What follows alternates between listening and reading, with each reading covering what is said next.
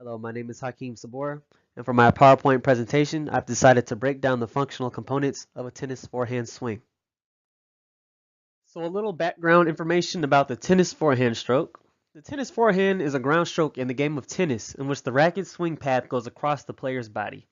The hand that is dominant maintains the forehand grip, which can be right hand or left hand.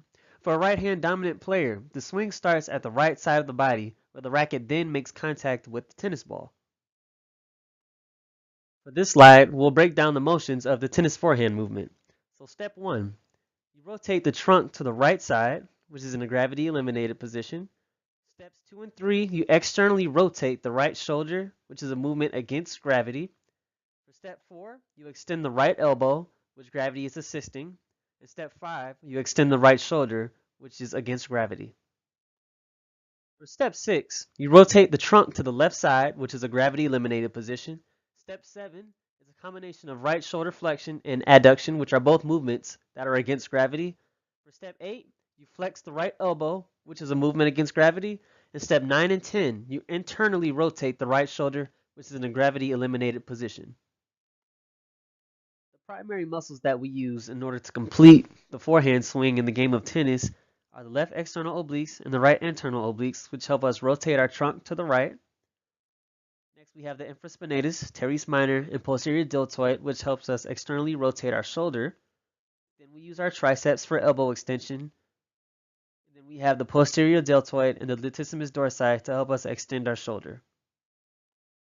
The next group of muscles we have are the right external obliques and the left internal obliques, which help us rotate our trunk to the left.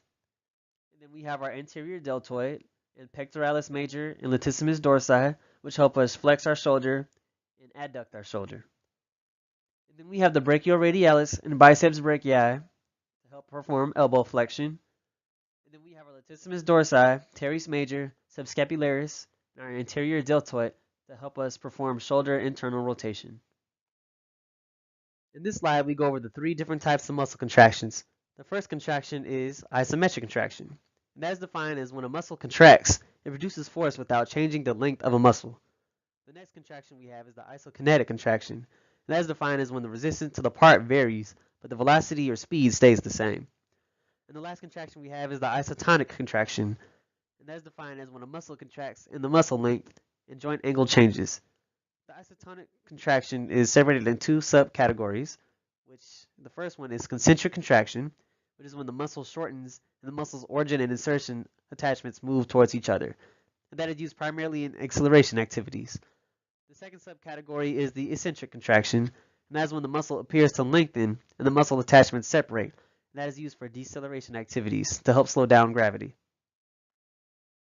Forehand swing in the game of tennis is mainly an accelerating activity, which means that most of the muscles that are being used are going to perform concentrically.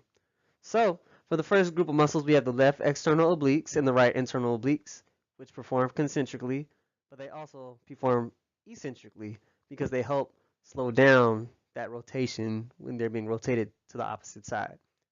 The next group of muscles we have are the infraspinatus, the teres minor, the posterior deltoid, which all perform concentric contractions.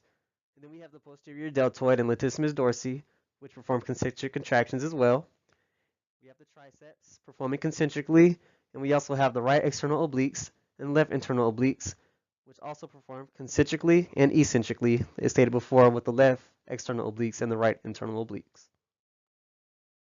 The next group of muscles we have are the anterior deltoid, the pectoralis major, and the latissimus dorsi, which all perform concentrically. Then we have the brachioradialis and biceps brachii, which perform concentric contractions. And then we have the latissimus dorsi, the teres major, the subscapularis, and the anterior deltoid performing concentric contractions. Force couple is defined as when 2 or more forces act in different directions that result in a turning effect or a rotary force. There are 2 force couples involved in the forehand swing in the game of tennis. The first force couple is the downward rotation of the scapula, which is able to be completed by action of the rhomboids, levator scapulae, and the pectoralis minor. And the next force couple is the upward rotation of the scapula, which is from the upper trapezius, the lower trapezius, and the lower fibers of the serratus anterior, and all of those actions combined together. Some exercises to strengthen the targeted muscles in order to achieve the optimal forehand swing are trunk rotations with the TheraBand, which include the left and right external obliques and the left and right internal obliques.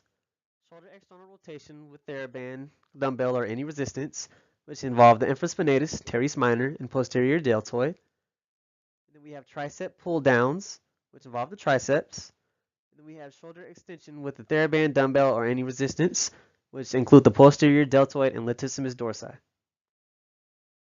Next, we have shoulder flexion with TheraBand, dumbbell, or any resistance, which involve the anterior deltoid. And then we have shoulder adduction with TheraBand, dumbbell, with pectoralis major and latissimus dorsi. Then we have bicep curls with bicep brachii. We turn our hand in neutral position with the thumb facing on top to work the brachioradialis.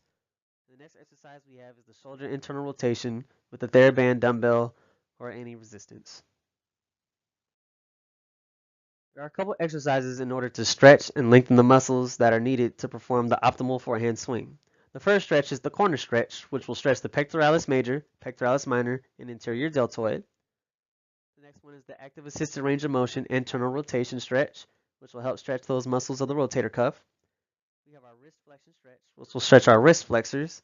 And then we have our wrist extension stretch, which will stretch our wrist extensors.